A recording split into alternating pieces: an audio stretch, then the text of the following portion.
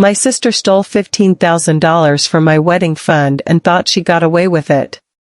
What she didn't know was that I had been planning the most devastating revenge for 8 months, and I was about to execute it in front of 200 guests at what was supposed to be her perfect engagement party.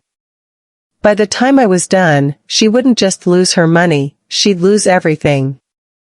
If you've ever felt the burning rage of family betrayal, if you've ever wanted to see a manipulative sibling get exactly what they deserve, then you're going to love this story. Hit that like button if you believe in karma, and subscribe because we're about to serve justice ice cold. I need to tell you about my sister Emma, because understanding her is crucial to understanding why what I did was not just justified, it was necessary. Emma has always been the golden child.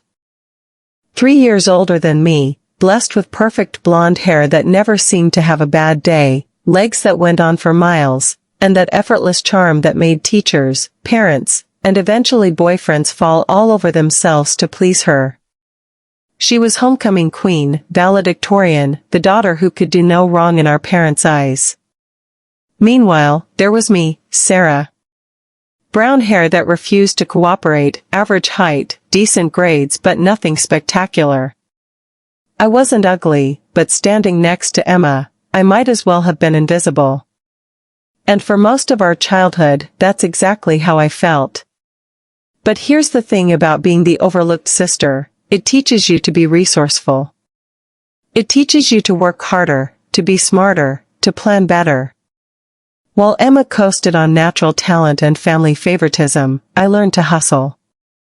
I got a job at 14, saved every penny, studied twice as hard, and slowly but surely started building something for myself. By the time I was 24, I had managed to do something Emma never had. I found someone who loved me completely and unconditionally.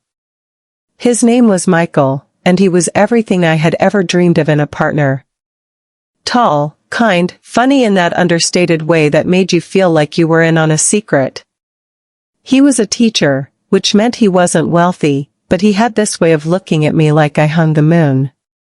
Michael proposed on a Tuesday night in October, nothing fancy, just him, me, and a ring he'd saved for 6 months to buy, sitting on our tiny apartment balcony with takeout Chinese food and a bottle of wine that cost $12. It was perfect because it was ours. The moment I said yes, I knew exactly what kind of wedding I wanted. Nothing huge, nothing pretentious, just intimate, meaningful, beautiful.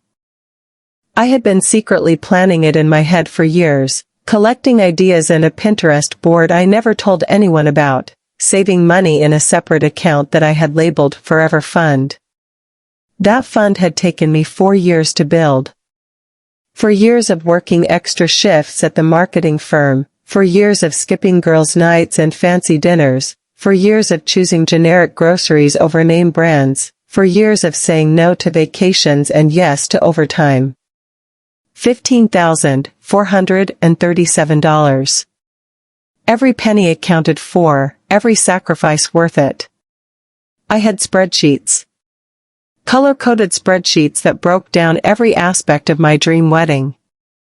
The venue I wanted was this gorgeous botanical garden about an hour outside the city, not cheap, but not outrageous. The photographer whose work made my heart stop every time I looked at her portfolio. The florist who specialized in wildflowers and could make magic happen on a reasonable budget. The caterer who did this amazing family-style dinner that felt warm and personal. I had it all planned down to the last detail, and the math worked perfectly. $15,000 would cover everything with just enough left over for a small honeymoon weekend at this bed and breakfast in Vermont that Michael had mentioned loving during a college trip. The wedding was set for June 15th, 8 months away. We had put deposits down, booked the vendors, sent save the dates to our small guest list of 60 people. Everything was falling into place like a beautiful dream finally becoming reality. That's when Emma came home for Thanksgiving. I should have seen the storm coming the moment she walked through our parents' front door. She had this energy about her, this barely contained excitement that made her even more radiant than usual. During dinner, she kept checking her phone and smiling these secret little smiles that made our mother practically vibrate with curiosity. "Emma, honey, you're glowing," Mom said, reaching over to touch Emma's face with that tender expression she reserved exclusively for her favorite daughter. "Are you seeing someone special?" Emma's smile widened, and she set her phone face down on the table with theatrical precision. "Actually, there is someone. His name is David, and he's—" She paused for effect, savoring the moment. "He's a surgeon." The table went silent except for the sound of my father's fork hitting his plate a little too hard. A surgeon. Of course. Emma couldn't just date a nice guy with a steady job, she had to find a surgeon. A surgeon. Mom practically squealed. "Oh, Emma, tell us everything." And she did. For the next hour, I sat there pushing mashed potatoes around my plate while Emma regaled us with stories about David Mitchell, 32 years old, cardiovascular surgery, drove a BMW, had a house in the suburbs, came from a family of doctors, was absolutely brilliant and incredibly romantic. "He's been talking about proposing," Emma said with that particular smile she got when she knew she was delivering news that would overshadow everything else in the room. "Soon, I think. Maybe Christmas." I watched our parents' faces transform. The excitement, the pride, the immediate shift in attention that I knew so well. My wedding, which had been the center of family conversation for weeks, suddenly felt like yesterday's news. "Oh, sweetheart," Dad said, reaching over to squeeze Emma's hand. "That's wonderful. A surgeon in the family. We should start thinking about the wedding," Mom added, her mind already racing ahead to planning mode. "I mean, when it happens." A surgeon's wedding, that would need to be something really special. That's when Emma's eyes found mine across the table, and I saw something flicker there. Something calculating. "Well," she said slowly, "David comes from a very prominent family. His parents are expecting something substantial. Traditional. Elegant." She paused, letting the words sink in. "It would need to be a real production." I felt something cold settle in my stomach. "That's great, Emma," I managed to say. "I'm happy for you." But she wasn't done. "The thing is, David's family has these connections, country clubs, vendors, photographers who usually book years in advance. If we move quickly, though, his mother thinks she can pull some strings. Maybe get us into Whitmore Estate for a summer wedding." Whitmore Estate. I knew the name because I had looked into it during my own planning process. It was the kind of venue that cost $40,000 just for the space rental. "That sounds expensive," I said carefully. Emma waved a dismissive hand. "David's family offered to contribute, of course, but Mom and Dad." She looked at our parents with wide, hopeful eyes. "I would never ask, but it would mean so much to start this marriage knowing that my family was really behind it." Behind us. I watched the familiar dance begin. Emma's subtle manipulation, our parents' eager willingness to give her whatever she wanted, the way reality seemed to bend around her desires.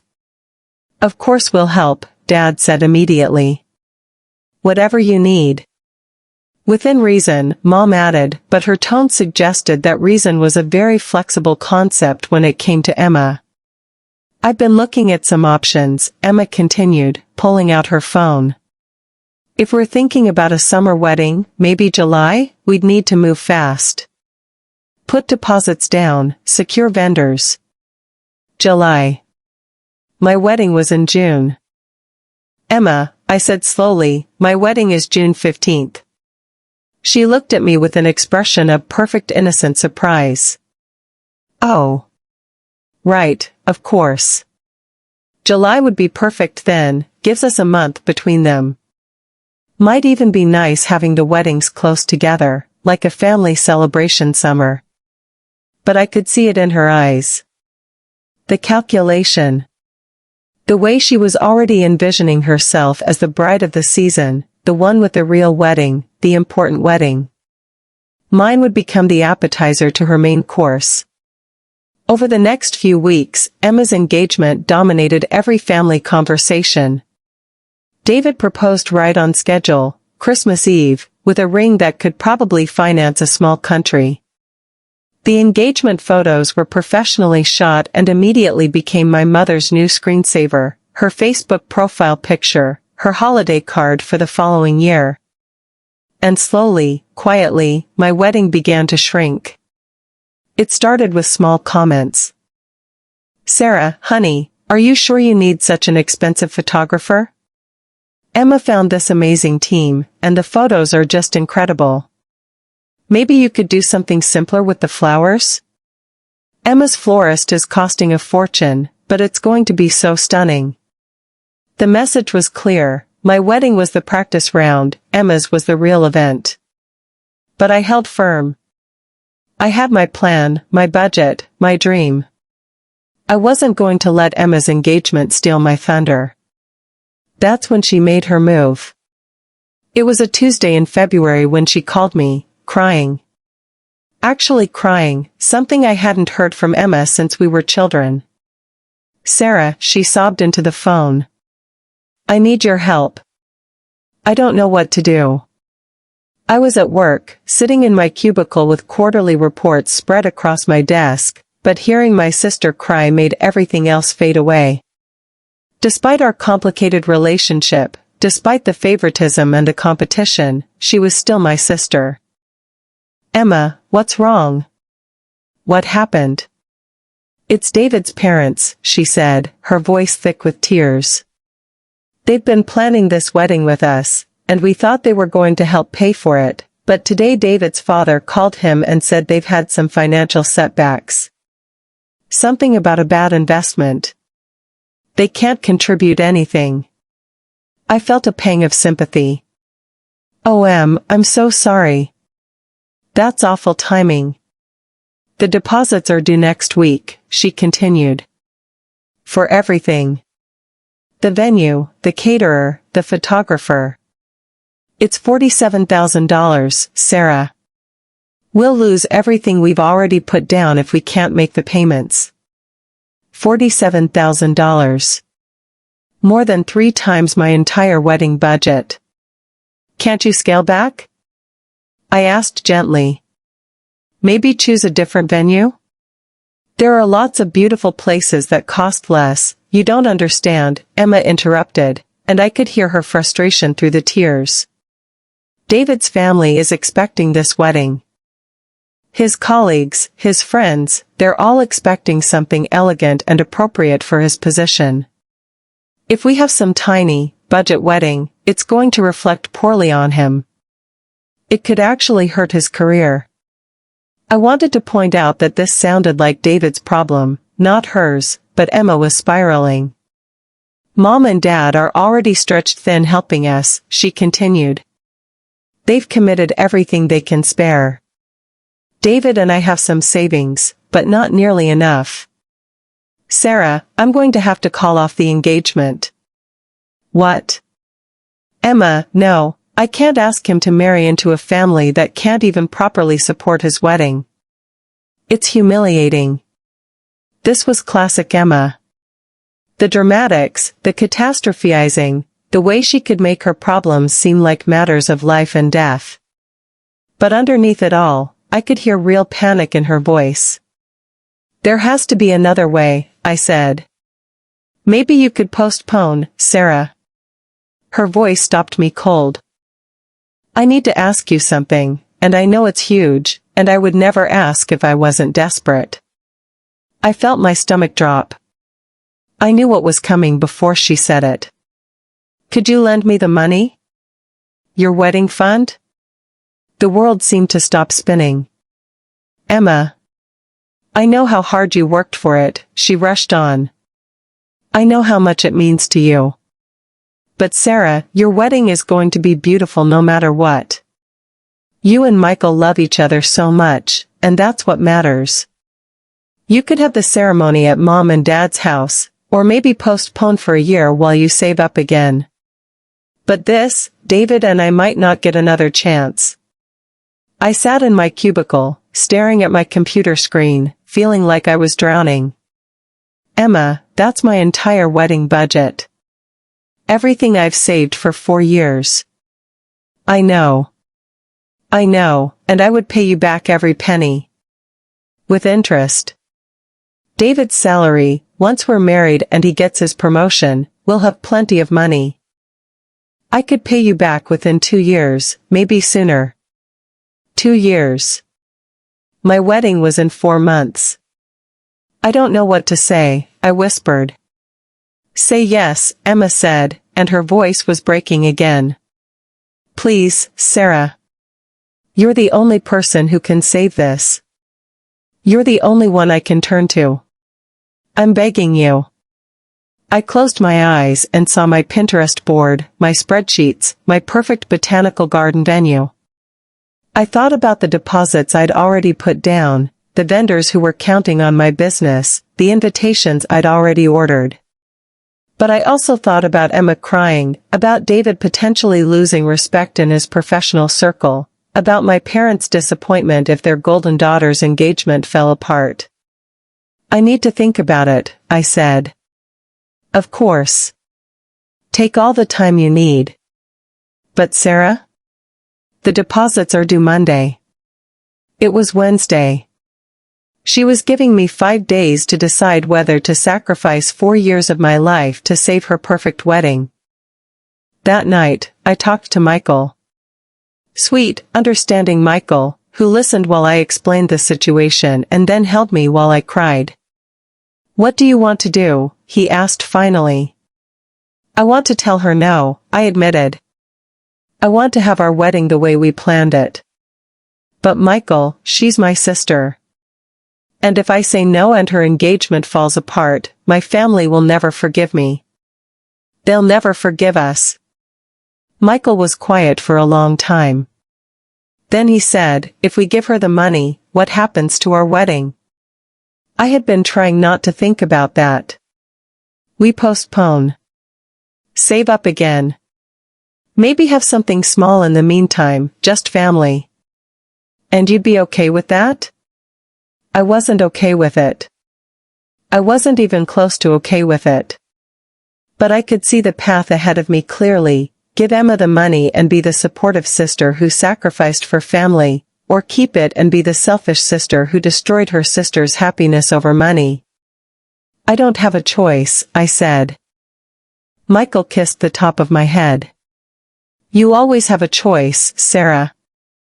The question is whether you can live with the consequences. I spent the next 3 days in agony. I barely slept, barely ate. I stared at my wedding planning binder and felt physically sick. I looked at my bank account and saw 4 years of my life reduced to a number on a screen. But I also thought about Emma's tears, about David's career, about walking into family gatherings for the rest of my life knowing I had chosen money over my sister's happiness. On Sunday night, I called her back. Okay, I said before I could lose my nerve. I'll transfer the money tomorrow. Emma's sob of relief was so loud I had to hold the phone away from my ear. Sarah, oh my God, Sarah, thank you. Thank you so much. I love you so much.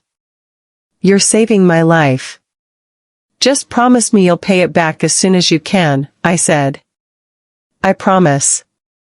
I swear to you, Sarah, every penny. With interest. You won't regret this. But I was already regretting it. Even as I said the words, even as I heard her gratitude and relief, I felt something dying inside my chest. The next morning, I sat in the bank and transferred $15,437 from my forever fund to Emma's checking account. The teller, a kind older woman named Barbara who had helped me open the account years earlier, looked at the transaction with obvious confusion. Are you sure about this amount, honey? She asked gently. I stared at the screen showing my account balance, $127.18. For years of work, gone in a single click. I'm sure I lied.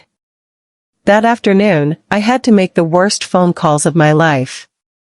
I called the botanical garden and explained that we needed to cancel. I called the photographer, the florist, the caterer.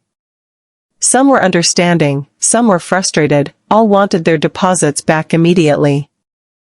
By the time I was done, I had lost not just my wedding fund, but an additional $3,000 in deposits that vendors wouldn't refund on such short notice.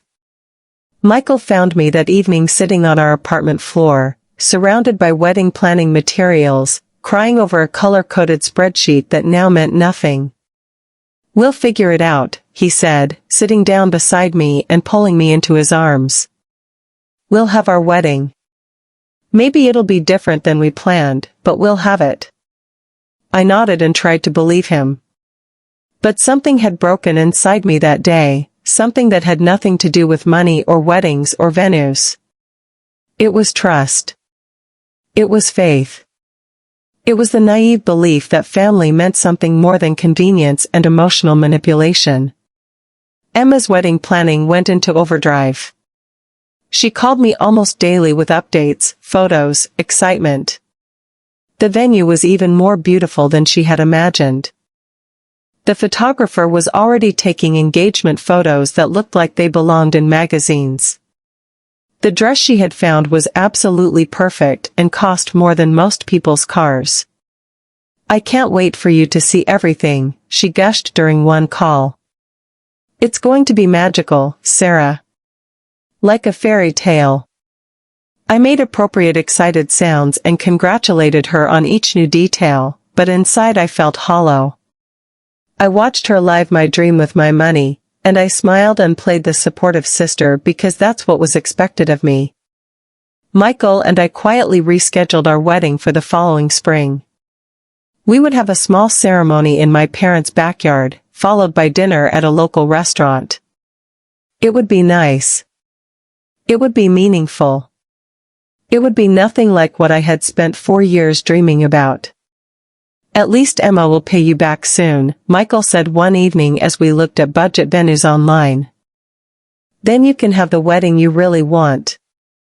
I nodded and tried to believe that too. But something deep in my gut told me that getting my money back wasn't going to be as simple as Emma had made it sound. I was right. Emma's wedding was everything she had promised it would be. Elegant, expensive, perfect. She looked like a princess in her designer gown, David looked handsome and successful in his custom tuxedo, and the reception at Whitmore Estate was the kind of event that people would talk about for years. I stood in the receiving line in my maid of honor dress, a beautiful but overpriced gown that Emma had insisted I buy to match the aesthetic, and smiled until my face hurt. I gave a speech about how happy I was for my sister, how perfect she and David were together, how their love was an inspiration. The whole time, I was thinking about my $15,000 and wondering when Emma was going to mention paying it back. After the honeymoon, I waited. I gave her time to settle into married life, to adjust to her new routine. Then I casually brought it up during a family dinner in October. "So how are you and David doing financially? Getting settled okay?" She looked up from her plate with a bright smile. "Oh, we're great. David got his promotion, just like we expected. The salary bump is amazing." I waited for her to continue, to mention the money without me having to ask directly. But she just kept eating, kept chatting about their new house, their new furniture, their new life. "That's wonderful," I said carefully. I was thinking, with the promotion and everything, maybe we could start talking about a timeline for paying back the wedding loan?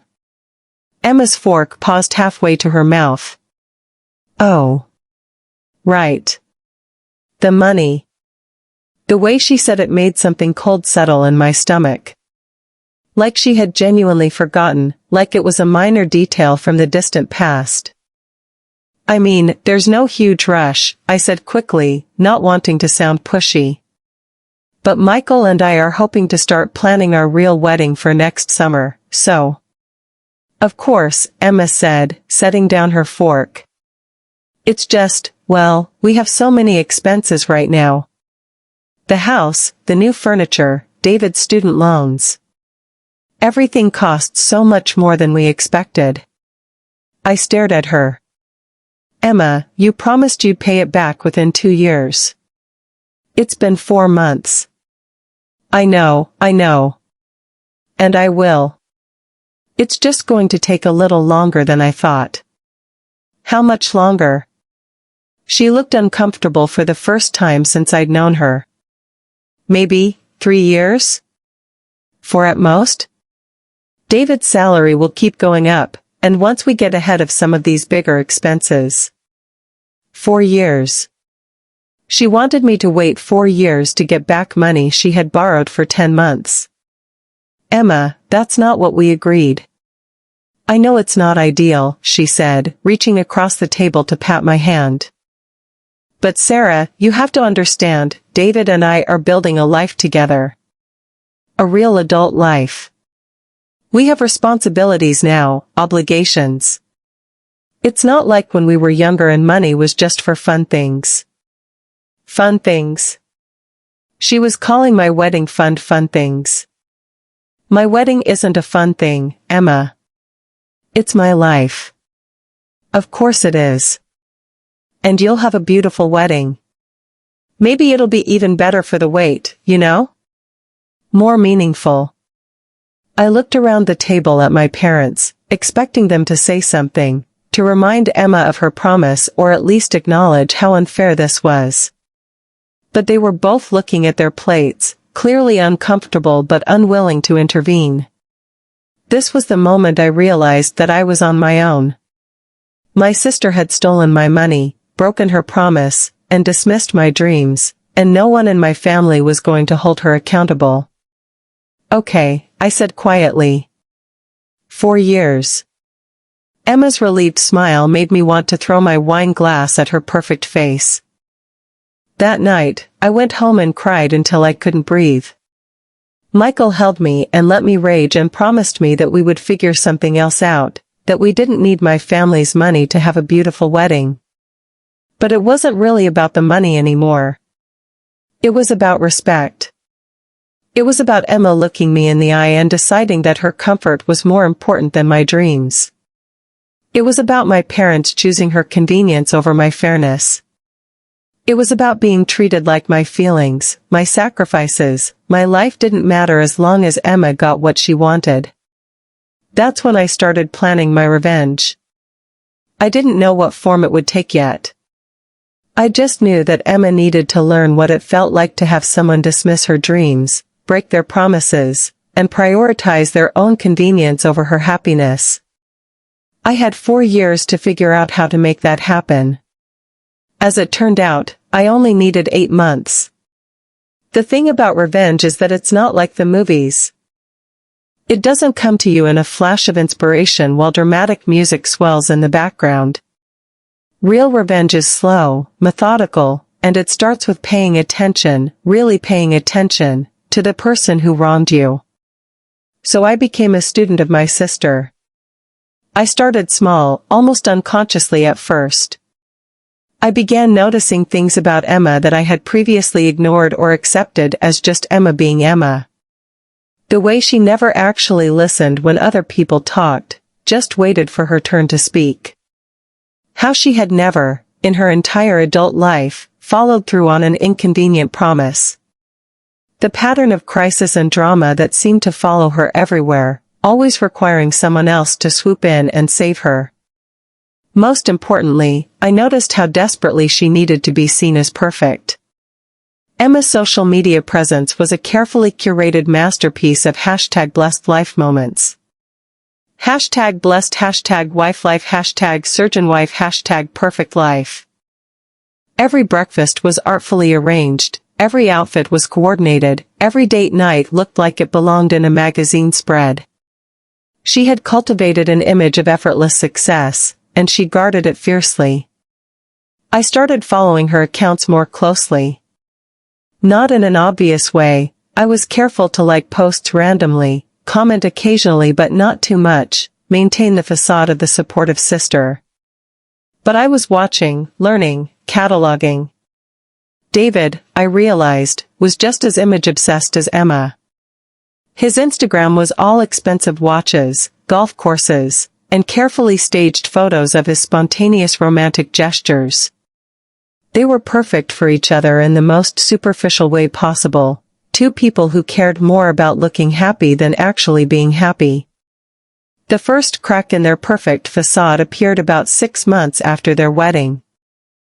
I was having coffee with Emma, one of our monthly sister dates that she insisted on but usually spent talking about herself, when she mentioned that David had been working longer hours lately. "He's just so dedicated," she said, stirring her overpriced latte. "Sometimes he doesn't get home until after midnight. The hospital is lucky to have someone so committed." Something in her tone made me look up from my phone. There was a tightness around her eyes that I'd never seen before. "That must be hard on you," I said carefully. "Oh, it's fine. I understand. His career has to come first right now." But her smile looked painted on. Over the next few weeks, I started noticing changes in Emma's posts. The couple photos became less frequent. The #date night hashtags disappeared. She started posting more solo shots, Emma at the gym, Emma with friends, Emma trying new restaurants alone because David had to work late again. I filed this information away and kept watching. The second crack appeared at our cousin's birthday party in December. Emma showed up alone, explaining that David had been called in for an emergency surgery. She spent the entire party on her phone, checking messages and trying to reach him. "I'm sure he's just busy," our aunt said sympathetically. Of course, Emma replied, but I caught her checking David's Instagram and seeing that he had posted a photo from a bar with his surgeon friends just 30 minutes earlier. Her face went very still for just a moment before the smile snapped back into place. That's when I knew their marriage was already in trouble. I started paying closer attention to David's social media. His posts had changed too, fewer couple shots with Emma, more boys' nights out, more work events that looked suspiciously like parties. And there was something else. In the background of several recent photos, I kept seeing the same woman. Brunette, petite, always perfectly positioned just close enough to David to suggest intimacy without being obvious about it. Her name, I discovered after some careful detective work, was Jessica Chen. She was a surgical resident at David's hospital, 26 years old, brilliant according to her LinkedIn profile, and based on her Instagram stories, she seemed to spend a lot of time at the same place as David did. I screenshot everything. Not because I had a plan yet, but because I had learned something important about revenge. Opportunity is worthless without preparation. When the moment came, and I was increasingly certain it would come, I wanted to be ready. The third crack became a chasm in February, almost exactly 1 year after Emma had borrowed my wedding fund. I was at the grocery store when I ran into David's colleague, Dr. Martinez, whom I'd met briefly at Emma and David's wedding. We exchanged pleasantries, and then he said something that made my blood freeze. "How's Emma handling everything? I know this whole Jessica situation has been really difficult." I kept my expression neutral, but my heart started pounding. "Oh, she's doing okay. You know Emma, she's tough." Dr. Martinez nodded sympathetically. "David's lucky to have someone so understanding. Not many wives would be okay with their husbands spending so much time with a resident, especially one who's clearly interested. But I guess Emma trusts him completely." "Emma's always been very secure," I managed to say. "Good for her." Honestly, some of us have been wondering if David realizes how obvious it is. The way Jessica looks at him, follows him around. But maybe I'm reading too much into it. Hospital romances, you know? They're usually just rumors. But I could tell from his expression that he didn't think it was just rumors. I finished my shopping in a daze, my mind racing. Emma didn't know. She had no idea that her perfect husband was the subject of hospital gossip, that people were pitying her behind her back, that her marriage was becoming a cautionary tale among David's colleagues. For the first time since she had stolen my money, I felt something other than anger toward my sister. I felt sorry for her. The feeling lasted about 30 seconds. Because as I was loading groceries into my car, my phone buzzed with a text from Emma. OMG Sarah. Just booked the most amazing vacation. David surprised me with a trip to Tuscany for our anniversary. #blessed #surprise trip #best husband ever. Attached was a photo of plane tickets and hotel confirmations. The trip cost more than most people made in 3 months. I stared at that text and felt the last of my sympathy evaporate. She was spending money on expensive vacations while owing me $15,000. She was flaunting her perfect marriage on social media while being oblivious to her husband's affair. She was living in a fantasy world built on my sacrifices and other people's pity. That's when I started actively planning her downfall. I began with research. Real research, not just casual observation. I created fake social media accounts and started following Jessica Chen's friends, David's colleagues, people in their social circle. I learned Jessica's schedule, her favorite restaurants, her workout routine. I tracked David's patterns, his habits, his lies. It became clear very quickly that David and Jessica were having an affair. Not just an emotional affair, a full-blown, sneaking around, hotel room affair. They were careful, but they weren't that careful. Jessica posted Instagram stories from restaurants where David claimed to be working late. David's location services showed him at Jessica's apartment building when he told Emma he was at the hospital. They had matching coffee cups from a place they both frequented, posted about at the same times on different days. The evidence was overwhelming, but it was also fragmented. Individual pieces that proved nothing on their own but painted a clear picture when assembled together. I spent weeks documenting everything. Screenshots, timestamps, locations. I created a timeline of their relationship, cross-referenced their social media posts, built an irrefutable case that David Mitchell was cheating on his wife with Jessica Chen. But I didn't send it to Emma. Not yet. Because I was starting to realize that just exposing David's affair wasn't enough. Emma would be hurt, yes. She might even divorce him. But she would also be the victim in that scenario, the wronged wife, the betrayed sister, the woman who deserved everyone's sympathy and support. And she had already been the victim once before, when she desperately needed my wedding fund. Being the victim had worked out pretty well for her.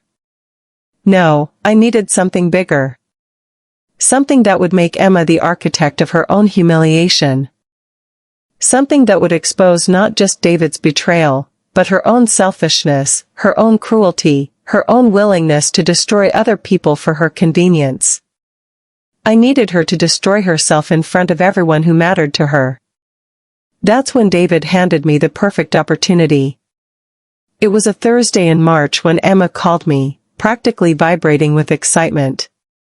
Sarah. You'll never guess what happened. I was at work, but I stepped into an empty conference room. What's going on? David's going to propose again. I blinked. What do you mean, again? You're already married. No, he's going to do a vow renewal. He said he's been feeling guilty about how stressful our first wedding was, with all the money problems and family drama. He wants to do something special, just for us, to really celebrate our love. Family drama. She was calling my financial sacrifice family drama. That's sweet, I said carefully. It's more than sweet, it's perfect. He's planning this whole elaborate proposal to ask me to renew our vows. He's rented out the rooftop terrace at the Grandview Hotel, you know, the one downtown with the amazing city views. He's hiring photographers, getting flowers, the works. And Sarah, he's invited everyone. All our friends, both families, his colleagues from the hospital. My pulse quickened. When? April 22nd. It's going to be this beautiful sunset ceremony where he proposes the vow renewal, and then we'll have a party to celebrate. Like a surprise engagement party, but even better because we're already married. April 22nd. I grabbed a pen and wrote it down. He's been planning it for weeks, Emma continued. He made me promise not to look at his phone or ask questions. He wants it to be a complete surprise. Isn't that romantic? Romantic. David was planning an elaborate public gesture to renew his vows with Emma while actively cheating on her with Jessica Chen. Very romantic, I agreed. I can't wait for you to see it. David said he's going to make a speech about how much our marriage means to him, how grateful he is for our love. Sarah, I might actually cry. She was going to cry, all right. Just not for the reason she expected. After we hung up, I sat in that conference room and felt something click into place. David's vow renewal proposal was going to be the perfect stage for Emma's downfall. Public, recorded, attended by everyone in their social circle. All I had to do was make sure the truth came out at exactly the right moment. But I needed more than just evidence of the affair. I needed something that would implicate Emma herself, something that would show everyone exactly what kind of person she really was. That's when I remembered the money. $15,437. The wedding fund that Emma had borrowed and never intended to pay back. The sacrifice she had dismissed as family drama and fun things. What if I could find a way to make that theft public? What if I could show everyone, David, his colleagues, both families, all their friends, exactly how Emma treated the people who loved her? I started planning in earnest. First, I needed documentation of the loan. Emma had been careful never to put our agreement in writing, no texts, no emails, just verbal promises made in private. But I had bank records showing the transfer.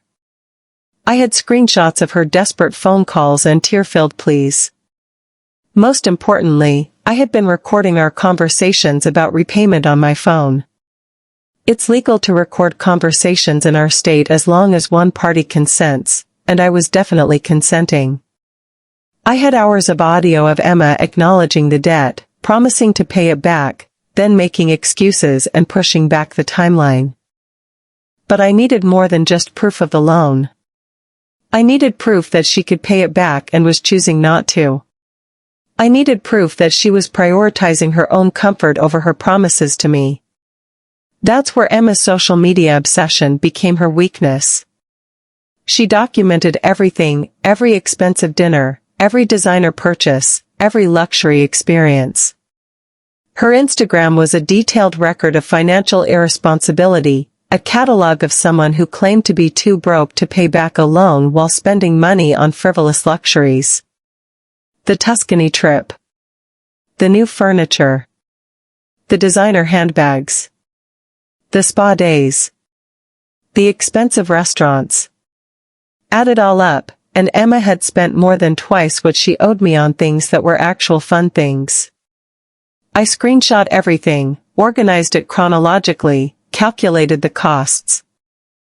By the time I was done, I had proof that Emma Mitchell, née Thompson, had spent over $30,000 on luxury items while claiming she couldn't afford to pay back the $15,000 she had borrowed from her sister's wedding fund. But even that wasn't enough. I needed a way to make it public, to tie it to David's affair, to create a moment of revelation that would destroy both their carefully constructed images simultaneously. That's when I realized what I had to do. I was going to attend David's vow renewal proposal. I was going to wait until he made his speech about love and commitment and gratitude. I was going to wait until Emma was glowing with happiness and pride, surrounded by everyone who mattered to her. And then I was going to stand up and tell the truth. All of it. The affair. The financial betrayal. The lies, the manipulation, the complete lack of respect for anyone but themselves. I was going to destroy them both in front of 200 people, with cameras rolling and social media broadcasting every second of their humiliation to the world. The best part? They were going to do most of the work themselves. David's elaborate proposal, Emma's social media documentation, their own arrogance and carelessness, I was just going to be the match that lit the fuse they had spent months building. I had 6 weeks to finalize my plan. 6 weeks to prepare for the most satisfying moment of my life. The thing about orchestrating someone's downfall is that it requires the same skills as planning a wedding: attention to detail, perfect timing, and the ability to coordinate multiple moving pieces without anyone realizing what you're doing. Fortunately, I had gotten very good at planning. My first step was confirming my invitation to David's vow renewal proposal. Emma had mentioned that I would be there, but I needed to make sure I was on the official guest list and that I understood exactly how the event would unfold. I called Emma a few days after her initial announcement, carefully framing my questions as excitement rather than reconnaissance. "I'm so happy for you both," I gushed. "Tell me more about the proposal. How is it going to work exactly?" Emma was more than happy to share details. David's plan, she explained, was elaborate and romantic. Guests would arrive at the Grandview Hotel's rooftop terrace at 6 p.m. for what they thought was just a casual cocktail party. At sunset, around 7:30, David would call for everyone's attention and make his surprise proposal for renewing their vows. "He's hired a videographer and photographer," Emma said proudly. "He wants to capture every moment. And Sarah, he's planning to livestream it on Instagram so that people who can't be there can watch too." Perfect. David was going to broadcast his own humiliation to the internet. "That's amazing," I said. "And you really have no idea what he's planning to say?" "None. He's been so secretive. Sometimes I catch him writing notes on his phone, but he always puts it away when I come near. He told me he's writing something really special about our love story and our future together." Our love story. I wondered if he would mention Jessica Chen in that speech. "I can't wait to hear it," I said truthfully. Next, I needed to gather the remaining evidence I would need to make my case bulletproof. I had plenty of proof of David's affair and Emma's financial betrayal, but I needed something that would tie them together, something that would show the complete picture of who these people really were. That something came from an unexpected source, Emma herself. It was a Saturday afternoon in early April when Emma asked me to go shopping with her. She needed a dress for the proposal, something that would photograph beautifully and make her look radiant when David surprised her. "I want to look perfect," she said as we walked through the mall. "This night is going to be one of the most important moments of our marriage. The photos and video will be something we treasure forever." We went to 3 different stores before Emma found the one, a flowing blue dress that cost $450. As she stood in the fitting room, admiring herself in the mirror, she started talking. "You know what I love most about David," she said, adjusting the dress's neckline. "He's not jealous or insecure like some men. He completely trusts me, and I trust him completely. We have the kind of marriage where we don't need to check each other's phones or worry about what the other person is doing." I made an appropriate murmur of agreement while thinking about the dozens of photos I had of David and Jessica together.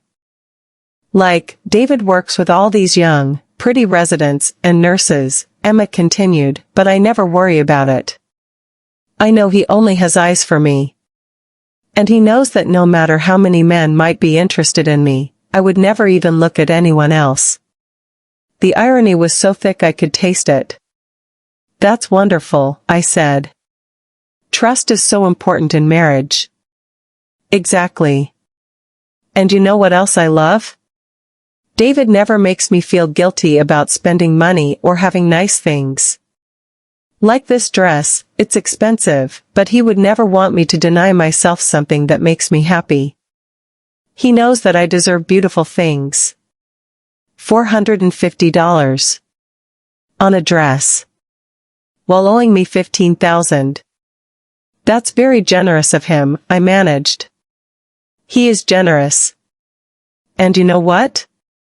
I've learned to be generous too. Not just with money, but with forgiveness and understanding. Like, if David ever made a mistake, which he won't, but hypothetically, I would be able to forgive him because that's what love is. She was looking at herself in the mirror as she said this, and something about her expression made me think she wasn't being entirely hypothetical. Have you had to forgive him for something? I asked carefully. Emma's eyes met mine in the mirror for just a moment before she looked away. Oh, no. Nothing like that. I just mean, marriage is about accepting that people aren't perfect. Like how you've been so understanding about me needing more time to pay you back. That's real love, putting someone else's needs ahead of your own immediate wants. I stared at her reflection. She had just called my wedding fund my immediate wants while standing in a $450 dress. Right, I said slowly. Putting someone else's needs first. Exactly.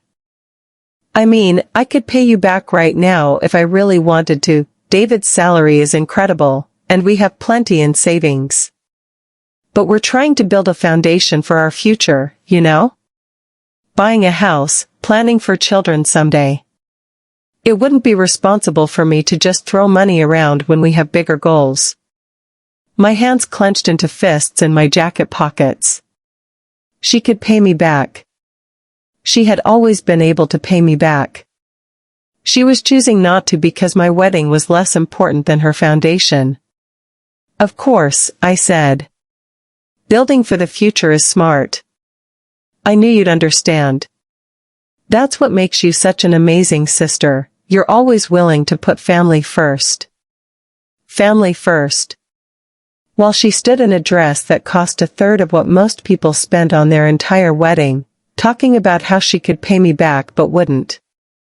That's when I knew I was doing the right thing. That evening, I went home and made the final additions to my presentation. Because yes, I was preparing a presentation. If I was going to destroy Emma's life in front of 200 people, I was going to do it properly. I had organized everything into a clear, chronological narrative.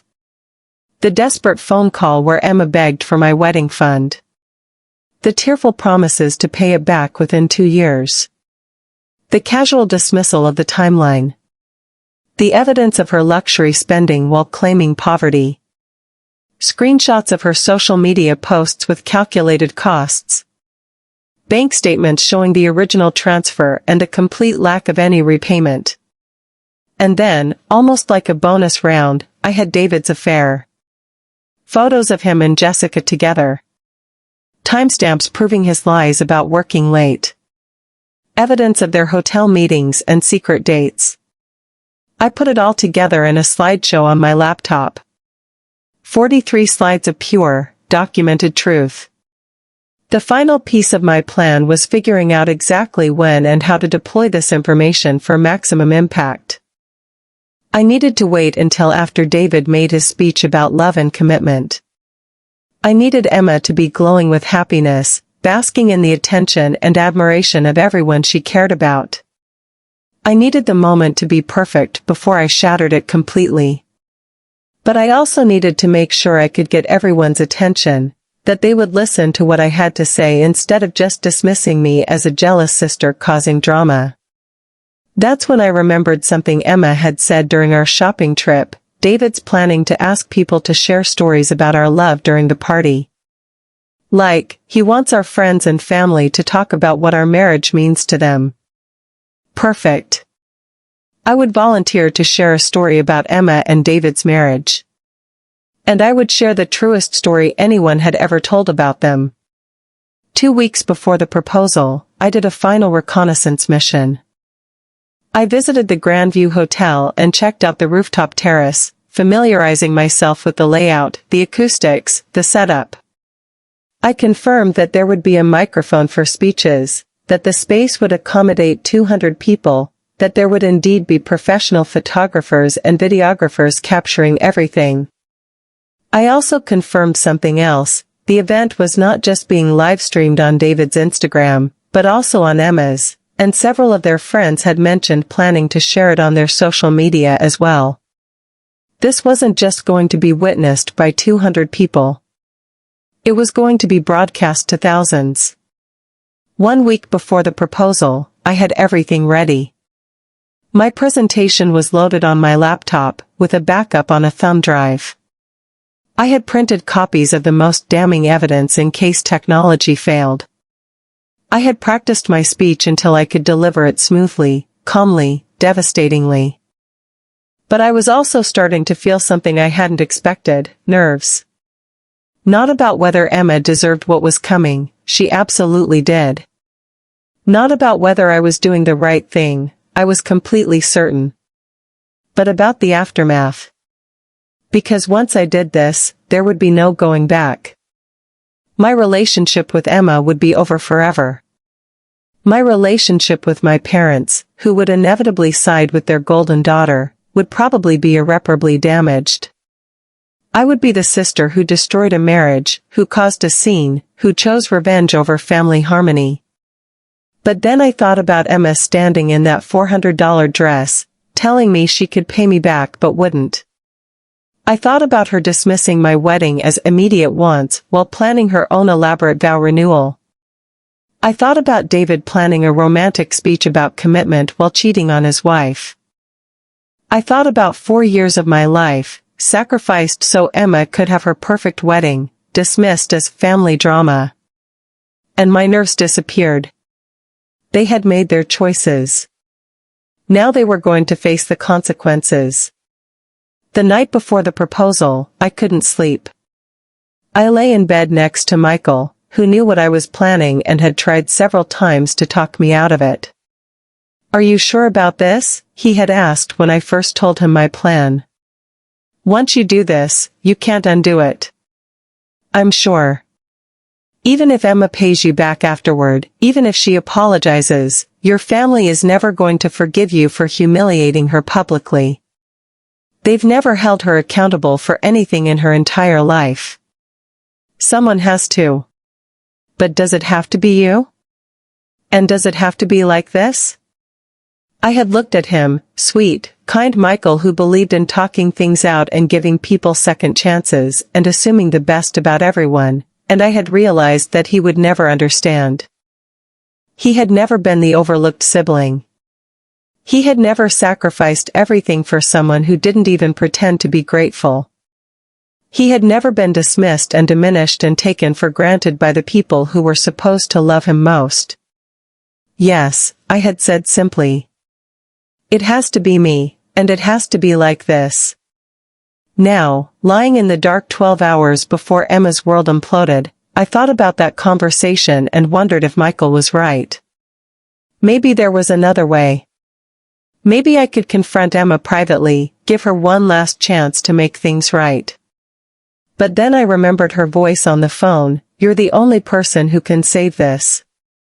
I'm begging you." And her voice in the dress shop, "I could pay you back right now if I really wanted to, but..." No. There was no other way. Emma had shown me exactly who she was, and I was going to show everyone else. I got up at 5 a.m. and started getting ready. I chose my outfit carefully, a simple black dress that was elegant but not attention-seeking, professional but not severe. I wanted to look credible, serious, like someone who should be believed. I did my hair and makeup with the same care Emma would have taken, because I understood something she didn't. When you're about to destroy someone's life, presentation matters. At 11 a.m., I got a text from Emma, getting my hair and makeup done. I'm so nervous and excited. See you tonight. At 3 p.m., another text. David left to set everything up. He kissed me goodbye and said tonight was going to change everything. I can't wait. At 5:30 p.m., I loaded my laptop bag into my car and drove to the Grandview Hotel. It was time to give Emma exactly what she had asked for, a night that would change everything. The Grandview Hotel's rooftop terrace was everything Emma had promised it would be, breathtaking views of the city skyline, twinkling lights beginning to emerge in the early evening dusk, and an atmosphere of elegant sophistication that screamed expensive in all the right ways.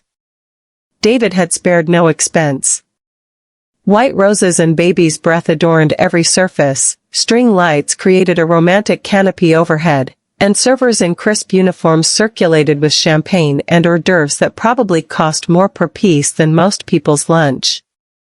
A photographer moved discreetly through the crowd, capturing candid moments, while a videographer set up equipment to record what was supposed to be one of the most romantic moments of Emma and David's life. I arrived fashionably late, not late enough to be rude, but late enough that most of the guests were already there, drinks in hand, chatting and admiring the setup. I wanted to observe before being observed. Emma looked radiant. The blue dress we had picked out together fit her perfectly, her hair was styled in loose waves that caught the golden hour light, and her makeup was flawless. She was working the room like the natural hostess she had always been, accepting compliments about the setup, laughing at jokes, playing the role of the surprised and delighted wife-to-be perfectly. David was more nervous than I had expected. He kept checking his watch, adjusting his tie, and scanning the crowd with the intensity of someone who had a lot riding on the next hour going perfectly. When he spotted me, he waved and made his way over with a smile that didn't quite reach his eyes. Sarah. I'm so glad you could make it. Emma would have killed me if her maid of honor missed this. Maid of honor. Right. I had been Emma's maid of honor at her actual wedding, the one paid for with my money. Now I was here for the sequel. Wouldn't miss it for the world, I said truthfully. This is incredible, David. Emma must be over the moon. She has no idea what's coming, he said, and something about his tone made me study his face more carefully. There was guilt there, barely hidden beneath the excitement. I just want tonight to be perfect for her. She deserves something special. Interesting. David felt guilty about something. I wondered if it was the affair, or if there was something else I didn't know about yet. I'm sure it will be, I said. When are you planning to do the proposal? Sunset. About 7:30. I'm going to ask everyone to gather around, make a speech about our love story, and then. He gestured vaguely, as if the rest was too romantic for words. That sounds beautiful. I know Emma is going to be so surprised. I hope so. I really hope so. He walked away, and I made my way to the bar, positioning myself where I could observe both Emma and David while appearing to be just another guest enjoying the party. The crowd was exactly what I had expected, David's colleagues from the hospital, Emma's work friends, college buddies, family members, the kind of social circle that valued appearances and success above almost everything else. These were people who would be horrified by public scandal, who would judge Emma and David harshly for any deviation from their carefully constructed perfect life. In other words, they were the perfect audience for what was about to happen. As I sipped my wine and made small talk with distant relatives, I began to notice things that probably no one else was seeing. David kept glancing toward the elevator, as if he was expecting someone. Emma kept checking her reflection in every reflective surface, but there was a tightness around her eyes that suggested she wasn't as relaxed as she appeared. And several of David's hospital colleagues were having quiet conversations that stopped abruptly when anyone else approached. Something was off. This wasn't just about my planned revelation anymore. There were undercurrents to this evening that I hadn't anticipated. At 7:15, David disappeared for a few minutes, presumably to make final preparations. When he returned, he had that look people get when they're about to do something that terrifies them. He caught Emma's eye across the crowd and nodded slightly. Emma's face lit up with genuine excitement and anticipation. Whatever was about to happen, she was completely unprepared for it. At 7:25, David asked the bartender to get everyone's attention. The crowd gradually quieted and gathered in a loose semicircle around the area where David was standing, champagne glasses in hand, phones out to capture the romantic moment about to unfold.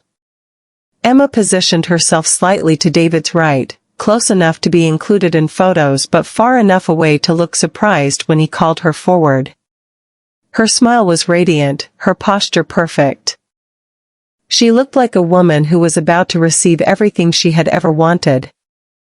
I positioned myself toward the back of the crowd, laptop bag at my feet, close enough to the microphone setup to access it quickly when the time came. "Thank you all for being here tonight," David began, his voice carrying clearly across the terrace. "When I planned this evening, I wanted to gather everyone who matters most to Emma and me, everyone who has supported our love story from the beginning." Murmurs of appreciation from the crowd.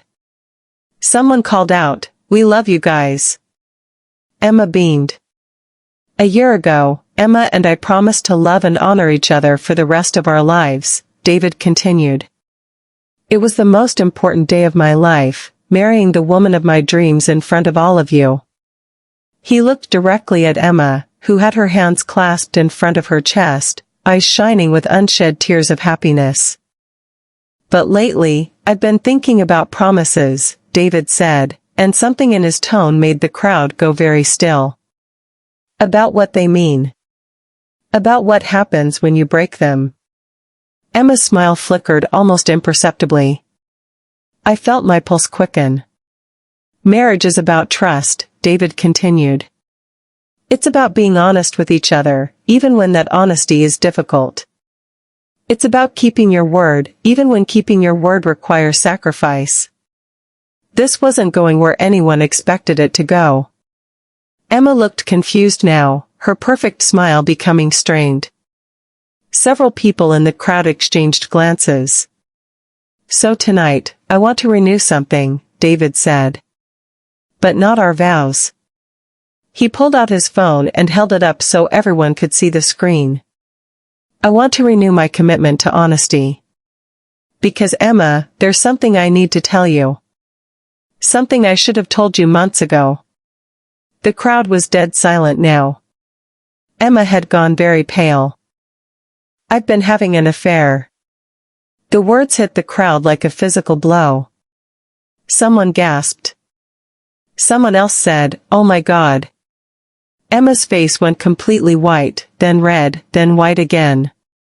"Her name is Jessica Chen," David continued, his voice steady but strained. "She's a resident at the hospital. It's been going on for 8 months.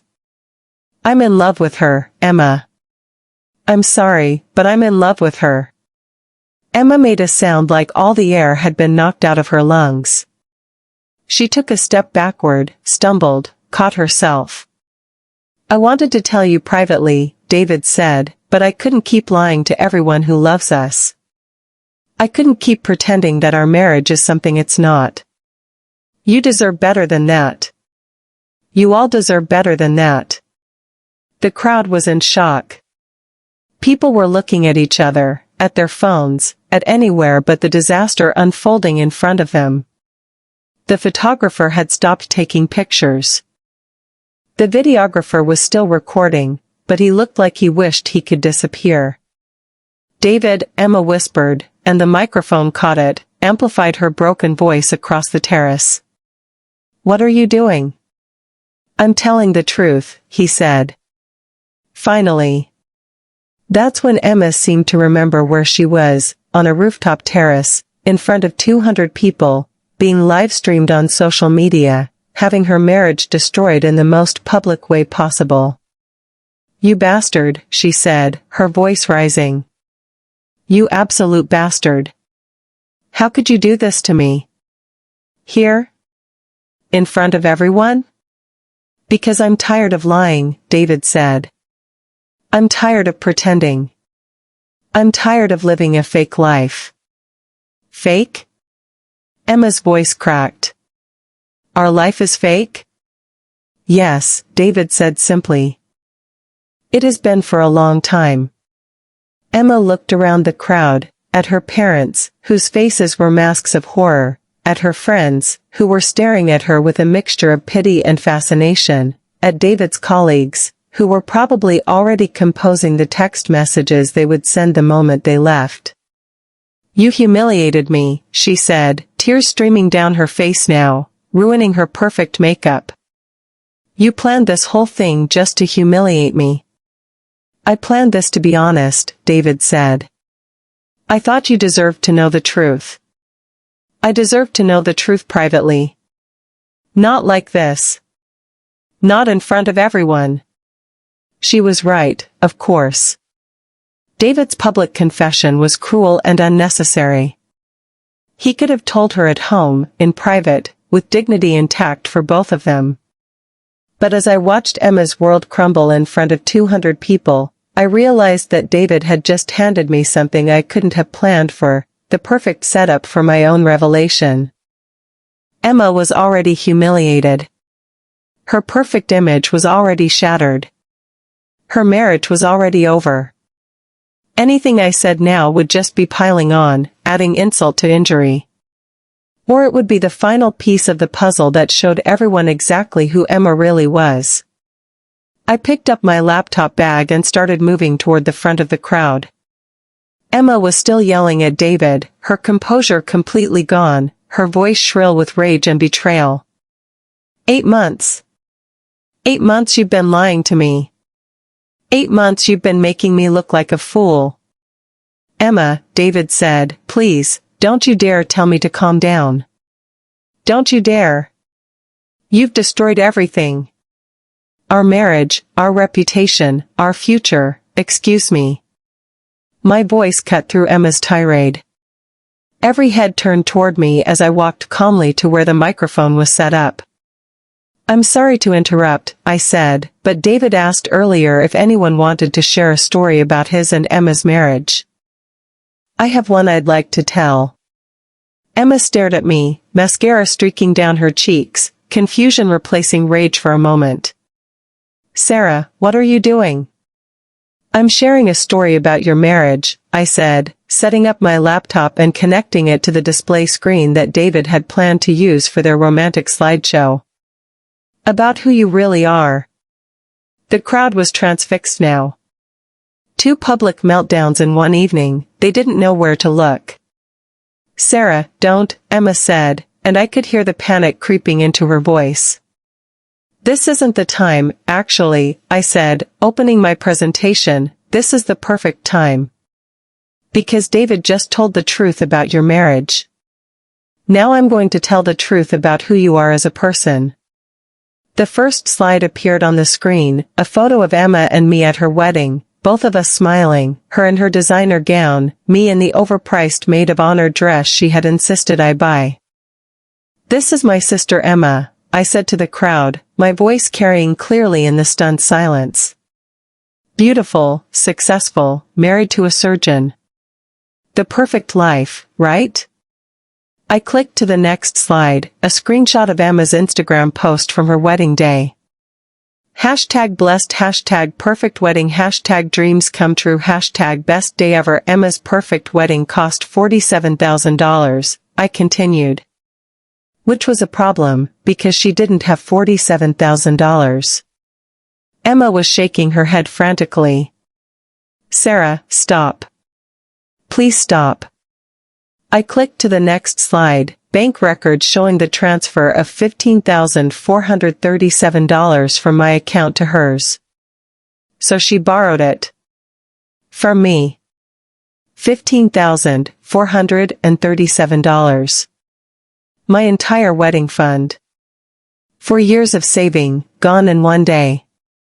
The crowd was completely silent now, riveted by the numbers on the screen.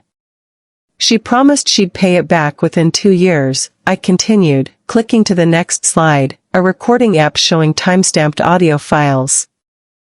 I have her promises recorded. Would you like to hear them? Sarah, don't do this to me, Emma whispered, but her voice was picked up by the microphone. Please. I played a 30-second clip of Emma's voice from our phone conversation, I promise. I swear to you, Sarah, every penny. With interest. You won't regret this. Then I clicked to the next slide, a timeline showing Emma's luxury purchases over the past year. The Tuscany trip. The designer handbags. The expensive dinners. The $400 dress she was wearing right now. That was 14 months ago, I said. She hasn't paid back a single penny. But she has spent over $30,000 on luxury items. Twice what she owes me. I clicked through slide after slide of Emma's Instagram posts, each one showing another expensive purchase, another luxury experience, another example of someone who claimed to be too broke to pay back a loan while living like money was no object. Last month, I asked her about repayment, I continued. She told me she could pay me back if she really wanted to, but she had bigger priorities.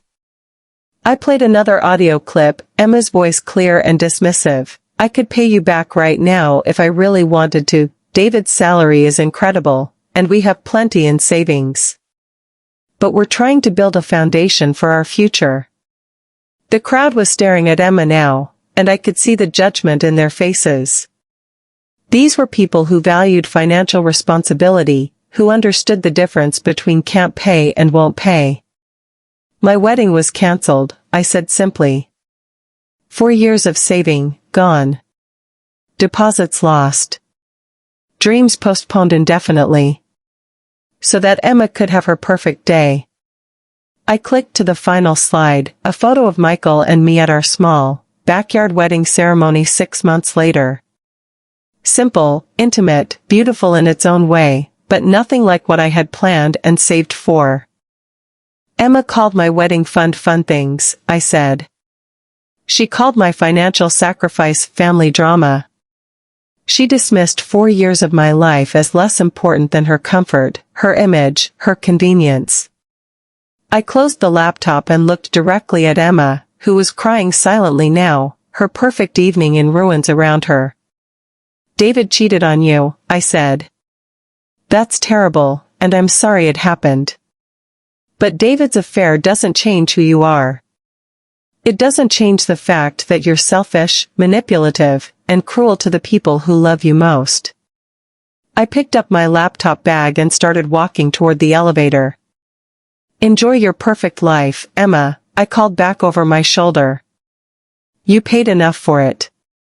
The crowd parted in front of me like the Red Sea, everyone staring as I walked calmly to the elevator and pressed the button. Behind me, I could hear Emma sobbing, could hear our mother's voice trying to comfort her, could hear the buzz of 200 people processing what they had just witnessed. The elevator doors opened, and I stepped inside. As they closed, I caught a glimpse of the terrace. Emma collapsed in a chair, surrounded by family and friends who didn't know what to say or do, David standing alone by the railing looking like he wanted to jump, and the videographer still recording everything for posterity. By the time I reached the lobby, my phone was already buzzing with notifications. The livestream had reached thousands of people. Videos were being shared, screenshots were being posted, and the internet was doing what it does best, turning a private family drama into public entertainment. I drove home in complete silence, feeling strangely empty.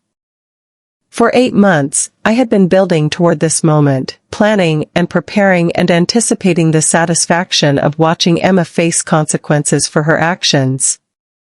But now that it was over, I didn't feel satisfied. I didn't feel vindicated or triumphant or even relieved. I felt tired. Michael was waiting for me when I got home, sitting on our couch with a cup of tea and a worried expression. How did it go? he asked. I sat down beside him and leaned against his shoulder. Exactly like I planned. Do you feel better? I thought about that question. Did I feel better? Emma's reputation was destroyed. Her marriage was over. Her perfect image had been shattered in front of everyone who mattered to her. She would probably never recover from the public humiliation of tonight. But my wedding fund was still gone. My dream wedding had still been sacrificed. For years of my life had still been dismissed as unimportant. I feel like justice was served, I said finally. Whether that makes me feel better. I don't know yet. My phone buzzed with a text message. Emma. I hate you. I will never forgive you for this. You destroyed my life. I showed the message to Michael, who shook his head sadly. She still doesn't get it, he said. No, I agreed. She doesn't. I typed back, you destroyed your own life, Emma. I just made sure everyone could see it. Then I blocked her number and deleted her contact information. Over the next few days, the fallout was spectacular. The videos of both David's confession and my presentation went viral on multiple platforms. Emma became a cautionary tale about financial responsibility and family loyalty. David became a cautionary tale about public humiliation and affair management. Their divorce proceedings, which began almost immediately, became tabloid fodder. My parents called me exactly once, 3 days after the incident. How could you do that to your sister? My mother asked, her voice cold with disappointment. In public, in front of everyone? It was cruel, Sarah. Unnecessarily cruel. Was it cruel when she stole my wedding fund? I asked. She didn't steal it. She borrowed it. And never paid it back, despite having the money to do so. That's between you and Emma. It didn't need to become public humiliation. Nothing about Emma's behavior has ever had consequences, I said.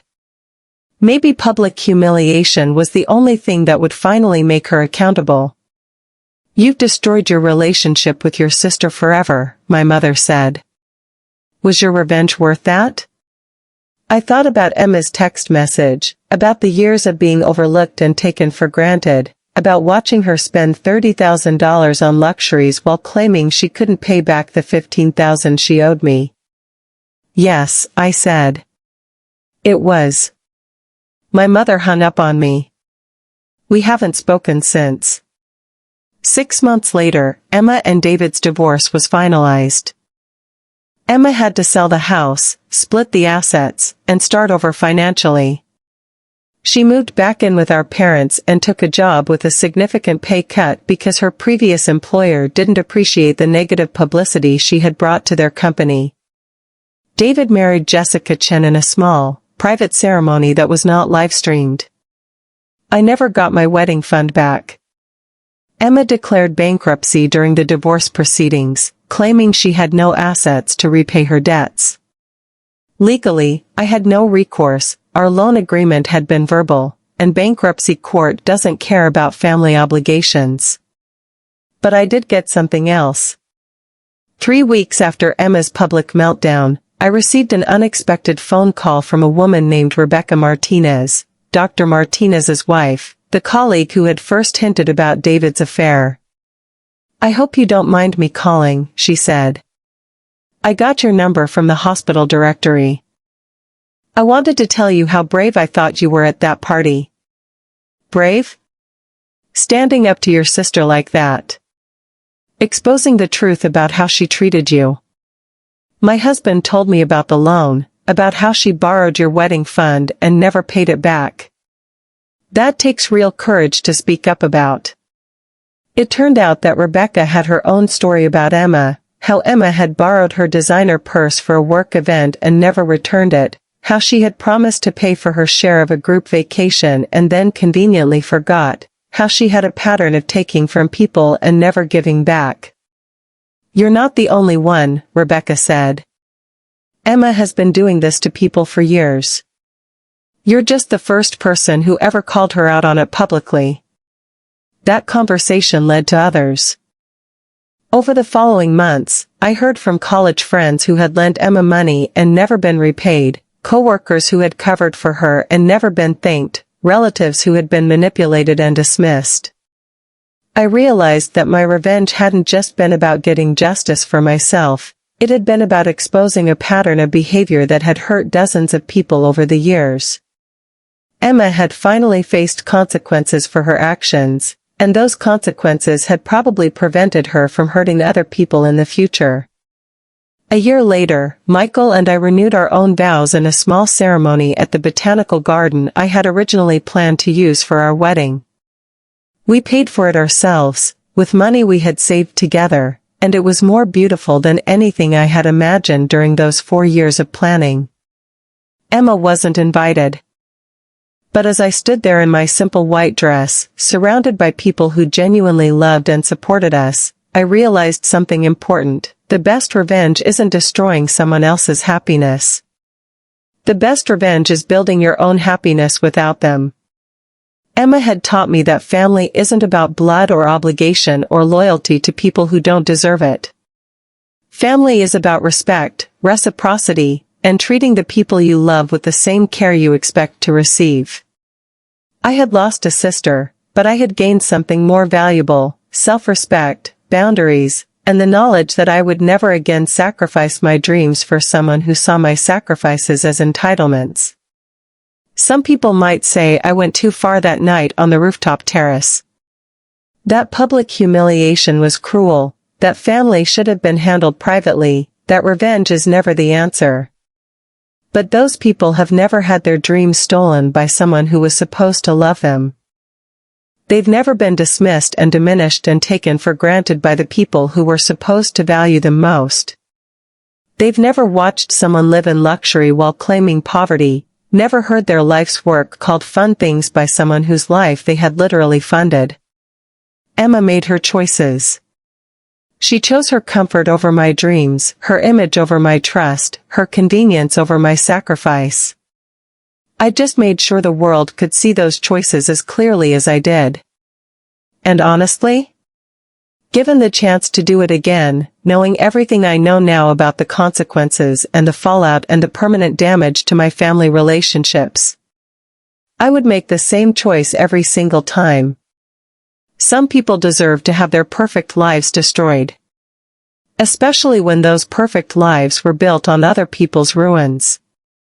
2 years have passed since that night at the Grandview Hotel, and I've had a lot of time to think about what happened, what it meant, and whether I would change anything. Emma never apologized. Not for taking my money, not for dismissing my dreams, not for the years of taking me for granted. Even after her world collapsed, even after she lost everything, she still saw herself as the victim of my cruelty rather than the architect of her own downfall. That tells me everything I need to know about who she really is. My parents eventually started speaking to me again, but our relationship has never recovered. They still believe I went too far, that family loyalty should have trumped justice, that Emma's public humiliation was worse than her private betrayal. We have dinner twice a year now, on major holidays, and we're polite to each other. But the easy warmth we once shared is gone forever, and I've made peace with that loss. Because here's what I learned: some people will always choose the path of least resistance over the path of what's right. They will always protect the person causing problems rather than support the person being wronged, because it's easier to ask the victim to be understanding than to demand the perpetrator be accountable. I used to think that made me the problem. Now I know it makes them part of the problem. Michael and I are stronger than ever. Going through that experience together, having him support my decision even when he disagreed with my methods, showed me what real partnership looks like. He didn't try to control my choices or minimize my pain or convince me to sacrifice my sense of justice for the sake of keeping the peace. He trusted me to know what I needed to do, and he stood by me when I did it. That's love. Not the conditional, manipulative, self-serving version that Emma practiced, but real love that respects boundaries and supports justice even when it's inconvenient. As for Emma herself, she disappeared from social media for about 6 months after the divorce. When she returned, it was with a completely different persona, humble, grateful, focused on personal growth and second chances. She posted about learning from her mistakes, about the importance of treating people with kindness, about building authentic relationships based on mutual respect. I almost believed it until I heard from Rebecca Martinez again. Emma had started dating Rebecca's brother-in-law, and within 3 months, she had borrowed money for a security deposit, forgotten to pay him back for several expensive dinners, and convinced him to co-sign a car loan that she was now struggling to make payments on. Some people never change. They just get better at hiding who they really are. But here's the thing about consequences: they don't have to change the person who faces them to be worthwhile. They just have to protect future victims and send a message that certain behaviors won't be tolerated. Emma's public humiliation didn't make her a better person, but it did warn every future boyfriend, friend, and family member about what kind of person she really is. The next time someone Googles her name, and in the digital age, they'll find videos of her true character on full display. That's not cruelty. That's transparency. And transparency is the enemy of people who depend on others not knowing who they really are. I sleep well at night knowing that Emma will never again be able to manipulate someone the way she manipulated me. Not because she's changed, but because everyone can see exactly who she is. That night on the rooftop terrace, I didn't just get revenge on my sister. I got justice for everyone she had ever wronged, and everyone she ever would have wronged if her true nature had remained hidden. Sometimes the most loving thing you can do is make sure the truth comes to light. Even if, especially if, that truth is ugly. Some of you are probably thinking I went too far. Others are thinking Emma got exactly what she deserved. Let me know in the comments which side you're on. Was this justice or was this revenge? And if you've ever had a family member betray your trust like this, share your story below. Sometimes the most toxic people in our lives are the ones who are supposed to love us most. Don't forget to subscribe if you want to hear more stories about people who thought they could get away with treating others badly, until someone decided to hold them accountable. Trust me, we've got plenty more where this came from.